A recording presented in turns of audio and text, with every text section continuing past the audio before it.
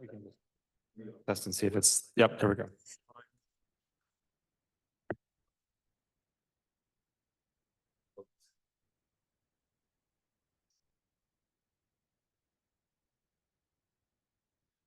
Right. Yeah, I mean, that is very established. Yeah, I mean, that is, I think the people, the chief teacher was not very good, but the huge poster, they're not viable.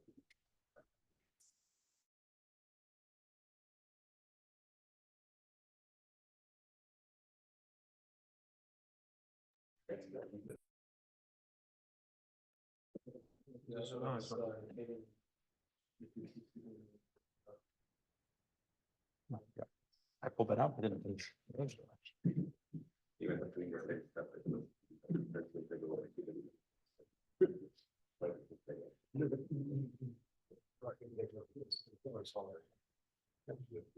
it's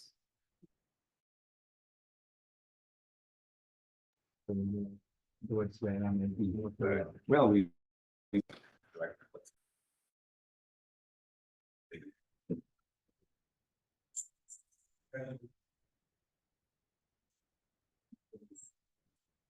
yes.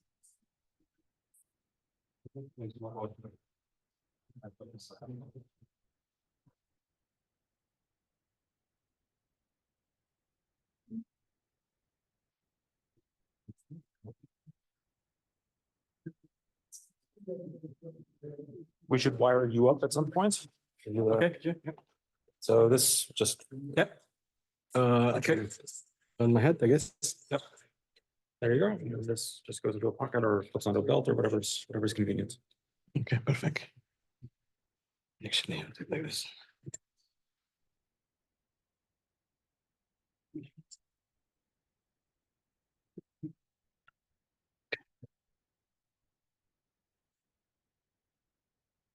Yep.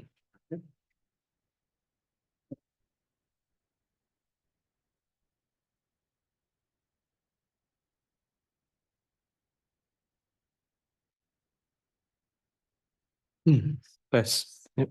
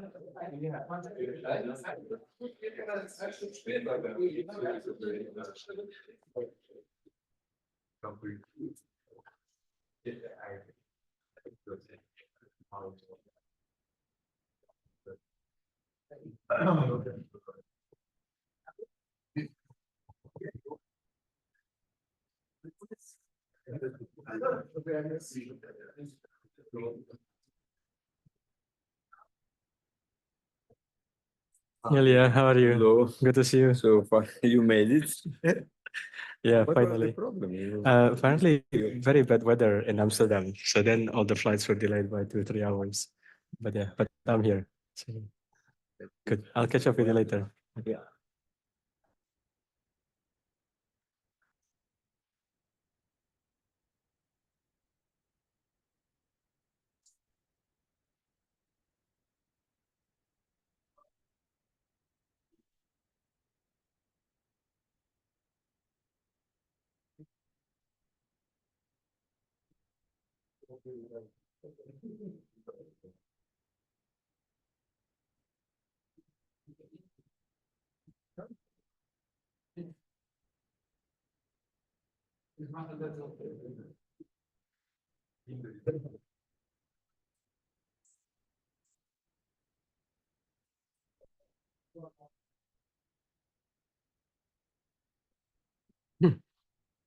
Hmm.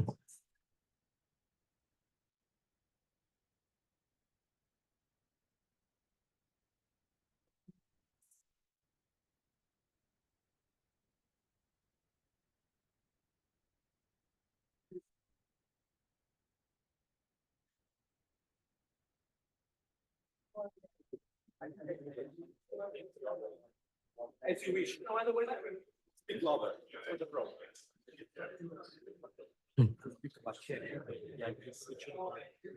How do I switch off afterwards? Just press the button when it turns red and it's. So, good afternoon to everyone. Welcome to this afternoon session. My name is Nuno Araújo. I'm from the University of Lisbon, and I have the pleasure of sharing this session. It's also a pleasure to introduce our speaker now, that is Professor Halim Kusumaatmaja from the University of Edinburgh, which will be talking about wetting and interfacial flows. So thank you very much. The floor is yours. So yeah, first of all, thank you for the organizers, so Ilya, Ali, and all the organizing committee for giving me the opportunity to speak here today. So I thought what I'll do today is to tell you some of the works that my group has been doing in terms of thinking about wetting and interfacial flow, especially when they involve complicated geometries. So in the group, we're interested in a wide range of problems. So for today, I'm going to mostly talk about two things. So one is to do with droplet wetting on lubricated surfaces. I'll tell you a bit more what that means. We're also thinking about droplets on super hydrophobic surfaces, essentially very complicated textures. We've also done other problems, droplet microfluidics, when you can actually generate double emulsion using microfluidics. We're interested in phase change phenomena. So this is a liquid evaporating, problem to do with phase separation.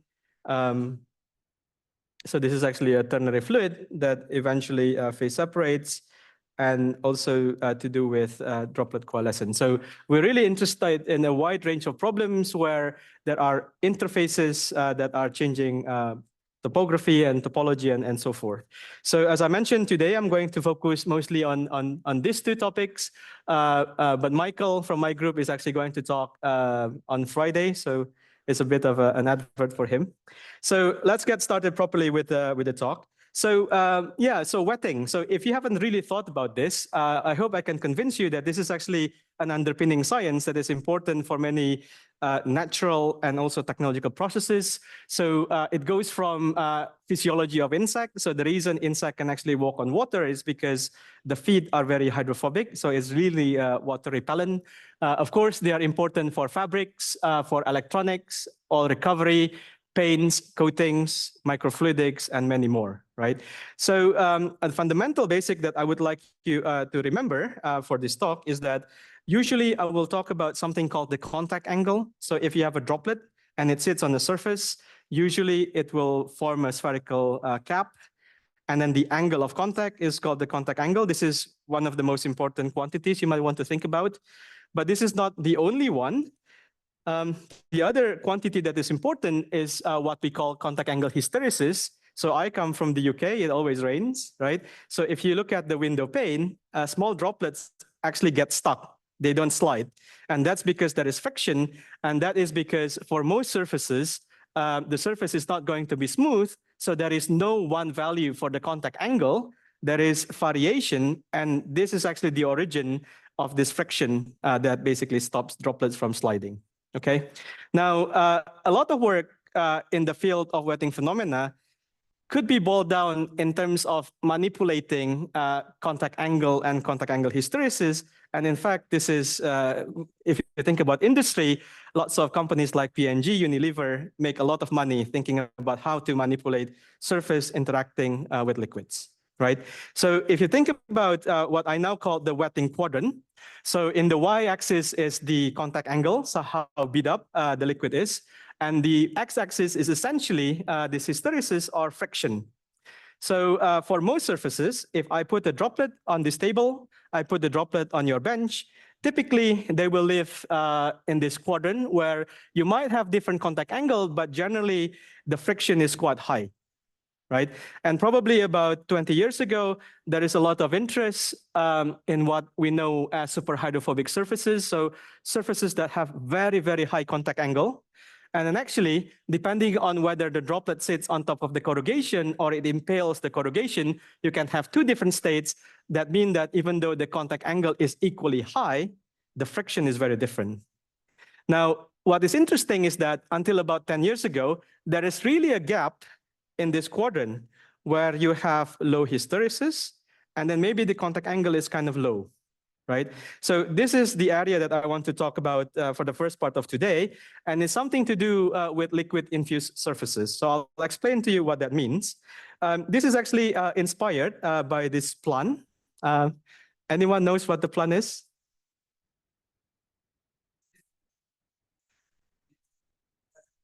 It's a picture plan, right? So it's actually a carnivorous plan.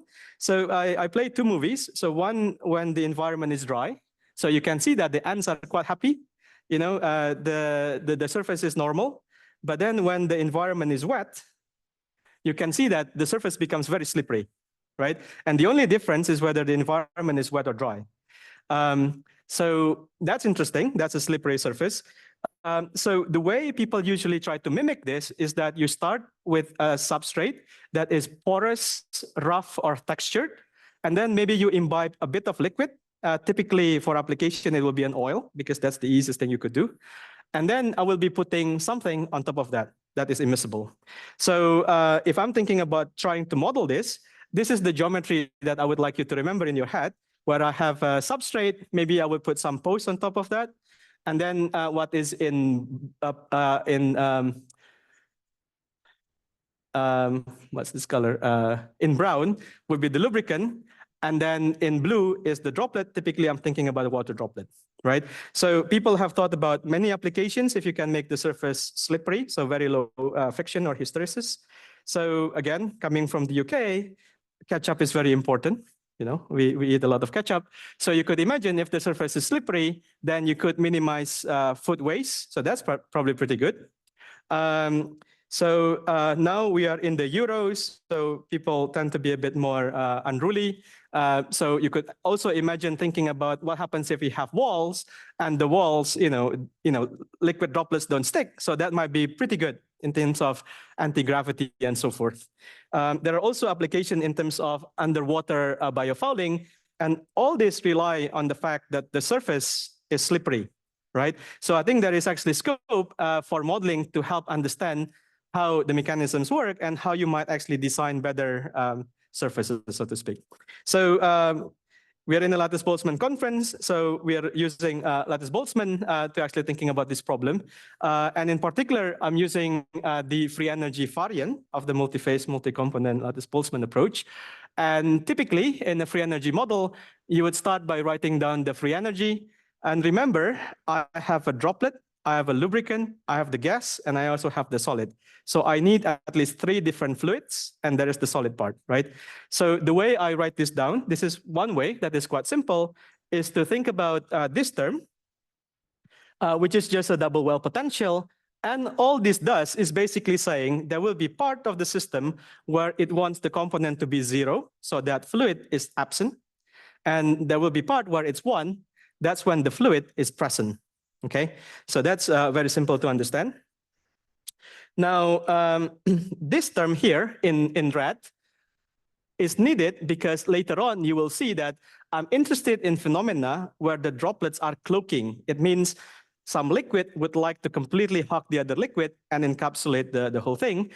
And then you could imagine in terms of the interfacial physics, that usually corresponds to the situation where the spreading parameter, which is defined as here, is actually negative, and you could, positive. And you could imagine if you have a double well potential and then the coefficient is negative, rather than having a double well, you actually have a double hum. Your system is unstable. So this is why you need this extra term to stabilize it. And then this term over here is what I'm going to exploit to manipulate the interaction between the liquid and the solid surface. Again, there are many ways of doing it. And then for this particular set of problems, I'm going to use this formulation where essentially the wetting boundary condition in terms of the contact angle comes in as a boundary condition to the gradient of the fluid component on the solid surface. Okay? I'm going to solve this with lattice-Boltzmann, and in fact, we're not doing anything very fancy. We have implemented actually different ways of doing it. The first one is MRT-based scheme that we published a few years ago. We also have an entropic version. And then later on, we're interested in situations where we really want to kill the spurious velocity as small as possible. And we use the approach that was published by Tai-Hoon Lee probably about almost 20 years ago now. Okay, so the first question that we ask, because we're really trying to understand this problem of droplet on a lubricated surface, is that about 10 years ago, there is this paper by a group in MIT, and they're basically arguing that from thermodynamics, if you have a droplet sitting on a surface that is lubricated, you can actually have many different states, okay? And the way to think about this is by understanding what we call the spreading coefficient. So if you look at the formula here, it's to do with surface tension. So if a spreading coefficient is positive, that typically means that it's very expensive to have one particular interface. So in this case, an interface between fluid J and K, that's actually better to have another fluid sitting in between the interface. So actually you have two interfaces, but that's still energetically more favorable. So what they have predicted is that based on various spreading coefficient, you have the case where the lubricant will hug the droplet and coat it, or it doesn't. You can also have the case where the lubricant will coat the solid corrugation in the presence of a droplet or in the presence of the gas, right? I don't want to enumerate all of these, but you could do that. You could do the enumeration, and then you get this. And then what is quite nice is that we can ask the question, can we actually capture all these complicated cloaking behaviors using lattice-Boltzmann? So it turns out we can, right? So we can actually get all these different properties. So that's good. So then the next question that we ask is that, well, how about defining the contact angle on the surface? Because if you do a two-phase flow problem, usually the contact angle is defined by the force balance at the three-phase contact line over here between the surface tension of the droplet and the gas and the solid, and the liquid and the solid. So that's clear. But if you think about contact angle on a lubricated surface, it's actually more complicated. And this is obvious if I show you the picture, because, well, which contact line do you mean? Because I have this contact line between the droplet and the gas and the lubricant, and the droplet, the solid, and the lubricant, and the gas, the lubricant, and the solid. So in a sense, all these things need to come together. And the question is, can lattice-Boltzmann capture this? So we have derived an analytical equation. I don't want to go through the derivation, but essentially, if you look at the definition of the apparent angle, which is what you would probably measure experimentally, it depends actually on many force balances. It does depend on the contact angle over here, and also the force balance that make up this three-phase contact line over here. And that's actually captured in this equation. And what is nice is that in the limit of this meniscus to be very small, you get this prediction. But then if we take into account the size ratio, we get the prediction, which is actually in red. And as you can see, the lattice-Boltzmann simulation captures the prediction very well. So that's quite nice, because it means lattice-Boltzmann can really capture force balance in terms of wetting and interfacial phenomena when you have multiple phases and also very complicated geometry. But of course, the big advantage of lattice-Boltzmann is that we can really start to look at dynamics, because it's actually quite hard to figure out what's the flow profile in the experiment. So we've been doing simulations like this. So this is one of the movies I showed you before. What we have done here essentially is that we have a droplet in blue sitting on this lubricated surface, and we put some gravity. So it's mimicking an experiment if you just basically tilt the substrate a little bit, and it basically slides. Okay, so we do this simulation, and then the first question we ask is that, where is the dissipation, right? Because you could imagine if you have a droplet moving over here, you could have dissipation in the droplet, you could have the dissipation in the lubricant, is the gas important, and so forth, right? So around this time, there was an experiment by the group of David Kere. And then what they did was that they did exactly the same thing as us, but experimentally. But they cleverly changed the viscosity of the droplet. They keep everything else the same, but they make the viscosity of the droplet higher and higher. And what they saw, and also what we have seen in simulation, is that when the droplet viscosity is small, the velocity of the droplet is more or less unchanged. It changes very little. And then there is a point where it drops quickly with viscosity as 1 over eta, which is what you would expect.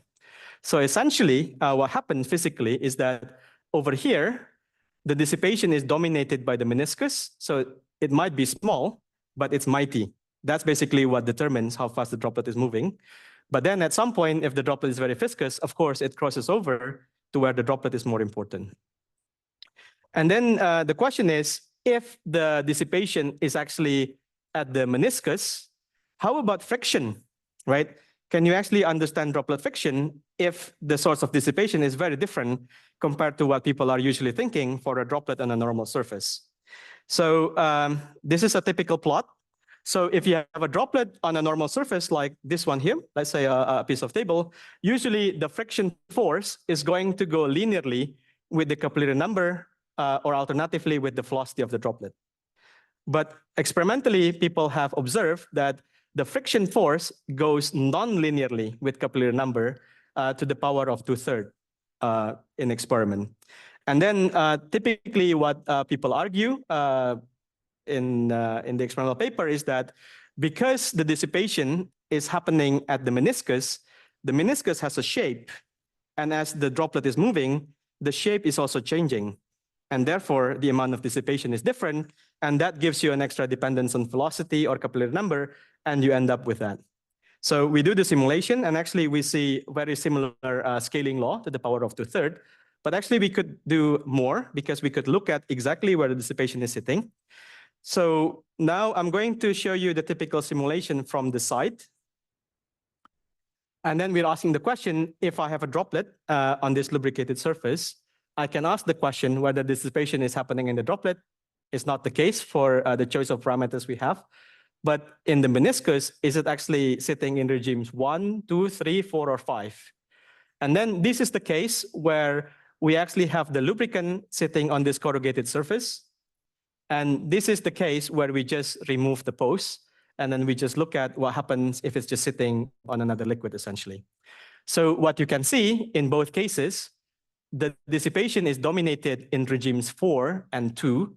So essentially at the front part of the back meniscus and then the back part of the front meniscus, right? And this is actually consistent whether you have pose or when you don't have pose. And actually people also argue in the literature before that regime 3 should be quite important. But what we can tell quite immediately from the simulation is that that's actually the regime with the least amount of dissipation. So it's less important. We can also look at from the top. So what my postdoc Abhinav has done here is that he looks at the dissipation around the drop. And there's actually this beautiful yellow contour that is essentially the contour of the lubricant. So as the droplet is moving, it's actually leaving a trail of itself. So you can actually see it. And what is really nice is that you can see that dissipation is mostly dominated at the front of the droplet and at the back of the droplet. And there is very little on the side. And again, this is consistent whether you actually have the pose geometry or you just have a smooth liquid sitting underneath, right? So you might be tempted to argue that the side flow is not important, right? Because there's very little dissipation. And in fact, this is the reason why if we look at the friction force in 2D and in 3D, we get the same scaling law. So that seems to make sense. But then we do the 2D simulations anyway. And then actually one important test that we did was that we actually also convinced people to do experiment. And this is actually quite interesting because the experimentalists and in practice in applications, they want to know how much lubricant is actually lost as the droplet is moving. So in experiments, what they did was that they hold the droplet with this blade, and then they have a surface that they basically slide. So they basically have a shear flow from below because they're sliding the surface. And what they notice is that as they do this, then there is a change in the size of the meniscus at the front and at the back. So this is before it moves, this is after it moves, and then if they stop the motion, it actually goes back to before. That's good. And then typically what they notice is that the faster the droplet is moving, or alternatively, the droplet is stationary, and the faster you actually slide the substrate, the smaller the lubricant meniscus. So that means you actually lose less and less if you make the droplet move faster and faster. And we also did this in simulation. And what is really nice is that we have this almost universal scaling law in terms of how the size of the meniscus is changing with capillary number, where very little is changing initially, and then it goes down with some sort of power law, right? So we're very happy that in simulation in 3D, that actually captures very well. But then we went back to this question, what if you just do a 2D simulation? Because the friction works, would you actually get exactly the same behavior? Because if that's the case, we don't have to worry about 3D simulations at all. But surprisingly, when we just did the 2D simulation, it has the opposite behavior, where typically as the droplet is moving, the front meniscus is larger than the back one, which is opposite to our 3D simulation and opposite to the experiment.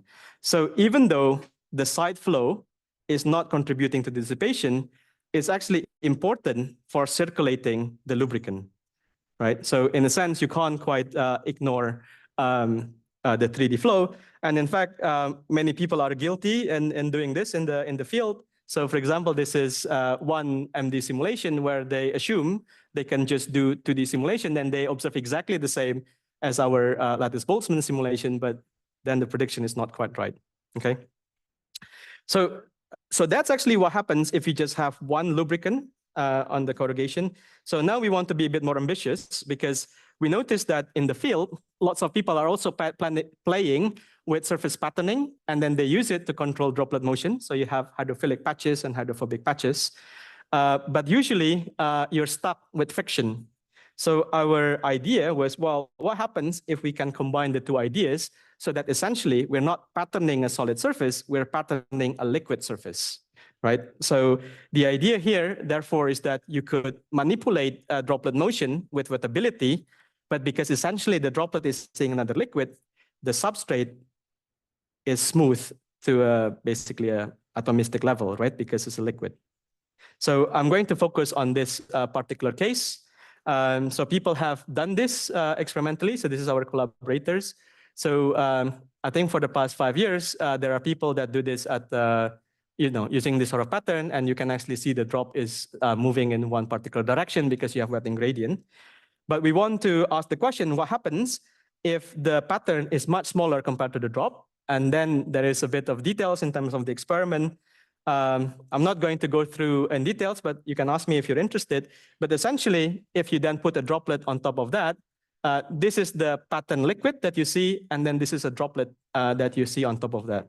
Now, this is interesting because when you see this, you see that it's actually quite complicated because the droplet is dyed in blue, and one of the lubricant is dyed in red, and what you see is a mixture of red and blue. But optically, it's really hard to figure out what's going on. So this is where we turn to simulation. So essentially, what we have now is not a 3-phase problem, but it becomes a 4-phase problem, because you have the droplet, you have the gas, and you have 2 lubricants, right? So there are lots of people that are interested in n-component model. This is one example where you might exploit this. So if you're in the community and you're thinking about this, you might be tempted to write it in this way. So essentially the same as I have written it before.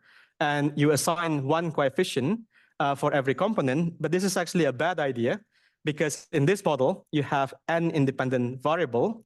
If you're thinking about an interfacial tension problem, you need n-1/2 independent variable, right? So you have to think about this. So a better way of doing it is like this. So a few people have thought about this before us. So I think the model is more or less the same as before otherwise. But then because we have this lubricant layer, we have to confine it to make patterns. And then we just impose a certain external energy to make sure that we get this patterning. I think the details is not so important. You can choose other form. And what is interesting is that when we do the simulation, we see that there are different morphologies. So on the left is when the droplet is uncloaked. So this is just a droplet sitting on a mixture of liquid. And in this case, one of the lubricant is hugging the droplet. But then you can also have the case, well, the lubricant really likes the other one, then it hugs the other lubricant. And it can do that just under the droplet, just outside the droplet. It could do it in the same way outside, or it could do it in a different way inside and outside. So you can see that this is a very complicated interfacial flow problem. And then we can enumerate this, and we can also understand this with this spreading coefficient again. We can also then think about what is the droplet contact angle, because there is a lot of complication in terms of the surface tension. So maybe I'll just give you one example. So if you want to look at this problem where the droplet is doubly cloaked, so the droplet is cloaked by the gray lubricant and then with the brown lubricant, then the effective tension of the droplet becomes the sum of these three surface tension, and you can basically work out all the different force balance, and then you get a rather complicated equation. And then if you remember, I told you that there are 10 possible states, and they all have different equations, right? So then the moment of truth is that if you tell the experimentalist to do the experiment with a certain recipe, and you know all the surface tension, you do the theory, you do the simulation, would it actually work? So these are just some examples. So this is actually the case where you have a water droplet sitting on Krytox and olive oil lubricant. You get this dependence. And then in this case, this is olive oil sitting on Krytox and silicon oil. It has a different dependence. And actually, it agrees very well, right? But the nice thing is that now, because we have the model and we have the simulation, we could look at exactly the distribution of the lubricant on the droplet and on the surface that you cannot actually see in experiment. So I think that's a really nice way of using the simulation. So now we're playing around with basically different patterning and different liquid to actually think about this. So the last topic I want to cover, I think I have about 10 minutes. Yep. No, 10, yep. Is to think about this idea, if you want to use lattice Boltzmann to simulate substrates that have very complicated textures, what can you do? And then the reason we are doing this is because we're interested in problems in bio-inspired surfaces, and also industries tend to come and say, I have this complicated surface, can you try to do something with it?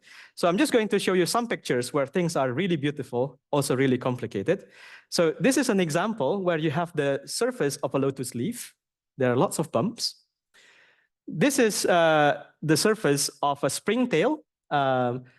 It's actually important to maintain this very high contact angle and to actually breathe. This is actually the surface of a leaf called Araucaria. And this is amazing because it's actually a liquid diode, and the direction of motion depends on the surface tension of the liquid you put. And this is an example of a desert beetle, and they're using wettability to actually condense water and then to drink. There are applications in terms of water harvesting. So when we want to look at these simulations in terms of very complicated structures, so what can we do? We want to move beyond simple square posts and things like that. So the option in LBM typically is that you might use a staircase approximation. That's okay, but the problem is that we introduce lots of pinning points. So you remember one of the things we want to get rid of is contact line pinning. So we introduce contact line pinning by using staircase.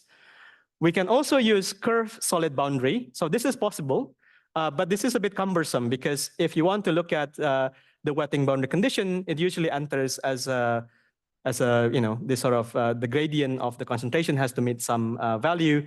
And then if you have to solve it self-consistently, then you need to solve simultaneous equation and so forth. So the simple idea that we're testing out at the moment is, well, we actually have a ternary fluid model. So what happens if I just slave one of the fluid, in this case, fluid 1, to be my fixtures solid, and then just see what happens. So this is an idea that we're playing around. And of course, the question, if you want to do this, is that how do you initialize this fake solid that is actually a fluid when you introduce the free energy so that it has the right profile? Because typically, you have a profile of the interface, and you need to capture it correctly so that you get the right surface tension. So if the surface is simple, then it's also simple because you just initialize it with a profile that you know it will have, which is typically a hyperbolic tangent profile. So that works very well. The contact angle works well. But as I mentioned earlier, typically we want to look at shapes that are a bit more complicated. So one way to do this is to actually introduce a confining potential. So we do this in 2 steps, where step 1, we just simulate this fluid in some confining potential. We run it a little bit, and then we stop. And then we introduce the other liquid that you're interested in. So then you're starting to simulate actually liquid sitting on this sort of complicated geometry. So now I'm just going to show you some examples. So here we look at the problem of liquid trying to penetrate this cavity. And there is actually a critical capillary pressure that can be withstand depending on the size of the cavity and also the contact angle. It's this equation. This is 2D, so very simple. So we actually captured this very well. We also look at the old-fashioned problem of capillary rise, where you have a bath of liquid and it rises up because of capillarity. And we're asking the question, what is the rise height? That also seems to work very well. So we actually simulate this cylindrical geometry. And then I will finish by showing you that this allows us to look at a quite complicated problem. So in this case, we are actually looking at liquid on a cone geometry. This is a liquid on a mesh geometry. And in fact, this is actually liquid evaporating on a double mesh geometry using this sort of trick. Remember the Araucaria leaf? We can actually look at, we're starting to look at liquid diodic motion on this sort of leaf. This is still very early in the simulation, very small simulation box, but you can already see that it's moving in one direction. And this is another example of Salvinia leaf, where not only it has very complicated topography, but also there is differences in the contact angle at the top and at the bottom. And that's also something we can start to simulate. So I'm going to finish here. So I would like to thank various people that have contributed. So people in my group and also various experimentalists that are kind enough to collaborate with us, funding, and also some friends in industries that have discussed some of their problems with the group. So I'm going to summarize that. I hope I can convince you that Lattice-Boltzmann is a powerful approach now to look at complex wetting dynamics and interfacial flows, building on many works that I think a lot of people here have done. So I focus on 3 problems. So this lubricated surfaces, the idea of going a step further to pattern liquid surfaces. And in the end, very briefly, I told you the idea that we're thinking about essentially slaving one of the component in a ternary fluid model to actually look at a binary fluid problem. So I'm going to stop there. Thank you very much.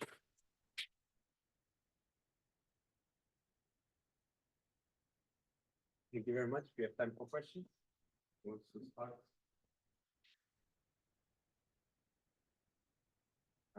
Related to we were looking at where dissipation takes place.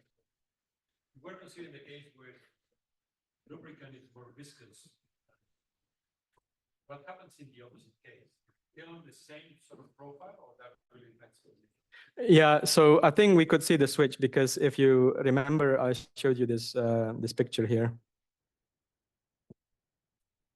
Sorry, Ignacio. So I think what you're talking about is in this regime.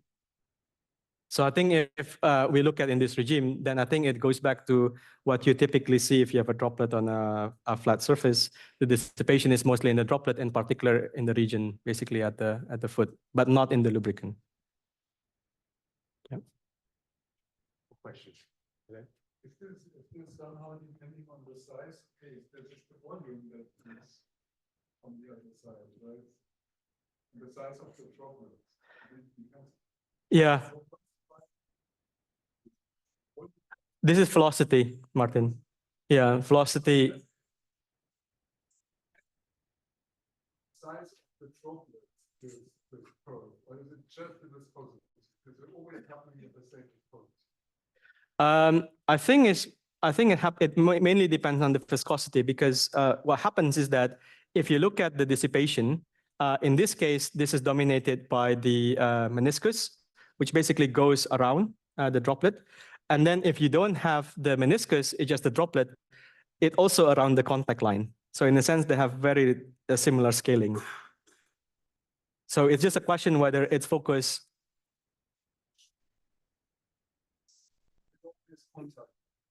Yeah, this is why when we do the 2D, if you just look at the friction, we basically get the same scaling. You have another question? This is one of the representative examples of the importance of dealing with boundary conditions. So I have some different experience, but one of the challenges is when you're dealing with curve geometry, right? Then you cannot have an ideal situation where you apply a boundary like that. Right? They can be distributed locally in different angles. Correct. There will be all kinds of in the like 20 some years, 10 years ago, so more activities on refining boundary conditions. Seems to me that is not the main focus right now in the academic community. But I think it should be re-emphasized. No, I completely agree with you, because I think as we try to simulate more realistic surfaces that are of interest for industry and also for bio-inspired surfaces, I think all these boundary conditions are really important. So we're starting thinking about those boundary conditions. We're looking at actually at the old papers, but this is why the third topic is to try to think in a slightly different way. And then what we wanted to do is to see how far we can go if we just take the simple idea. So I'm pretty sure there will be cases where detailed, treatment of the boundaries would be better, but there will be cases where at least what we have done in the last part is much simpler to do. But then, of course, we have problems that if the curvature is very strong, then you can't have it. So there are pros and cons, I would say. And I think comparing that would be nice to do in the future. Yeah, thank you. More questions? Second question regarding this last one is more because that I understood. When you freeze the liquids, you do that with a given external field, so you fix the shape. But then, how when you perform the simulation in principle, if you want to be consistent, there will be stresses and forces that can come from that part of the frozen fluid. How do you account for that to ensure that doesn't generate spurious? Yeah, so the spurious flow is indeed something that we're working on. So, for example, when we use the algorithm from Taehyun Lee, we can push the spurious velocity to something close to 10 minus 12 or something like that. When we use the frozen fluid, we call it like that, and then we use the same collision term and so forth, we still get some spurious velocity around 10 to minus 5, 10 to minus 6. So I'm looking at Michael, who's in the audience. We are working on it. We're trying, essentially, what you're saying is right. So what we rely here is the fact that the hyperbolic tangent relaxes much faster compared to the rest. But then still, when you then put another liquid, there could be some spurious velocity problem. But this value is still comparable to what you would have done if you don't use very complicated, collision term. Yeah. You have another question?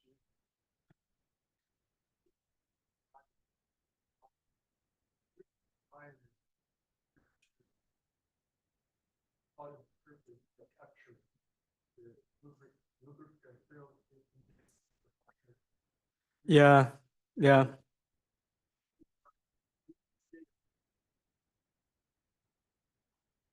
Yeah, this is a great idea. We haven't actually tried that. I think we probably should, but we haven't. And I think one of the challenges for us is that for many of our applications, we have quite extreme viscosity ratio in the sense that if you look at this particular problem, we want the lubricant to be 10, if not, 100 times larger than the droplet, but then the droplet still has to be more viscous than the gas and so forth. And then if we do multi-grid, then we need to basically match the relaxation time and so forth. We haven't thought very carefully whether the numbers basically line up or not if we do it like this. So we haven't tried, but I think that's a great idea. Maybe we should really think about it. Yeah, thank you. Any more questions? Can you also comment on the initial conditions and how stable is the initial conditions? Do you start close to the expected configuration or? Yeah, so quite robust? Yeah, usually for our simulation, we let the system relax for a bit. So I think in some cases, we do wait a little bit. So it could be some tens of thousand, if not 100,000 time step. For example, we could let the droplet relax in equilibrium, and then only after that, then we push the droplet. So yeah, so initialization is quite important. If not, you get lots of issues with spurious velocities and so forth. Yeah.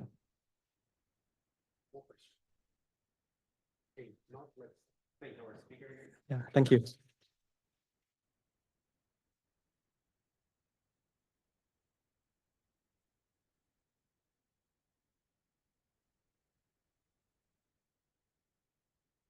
Thank you, Leonard. Question that I want to ask.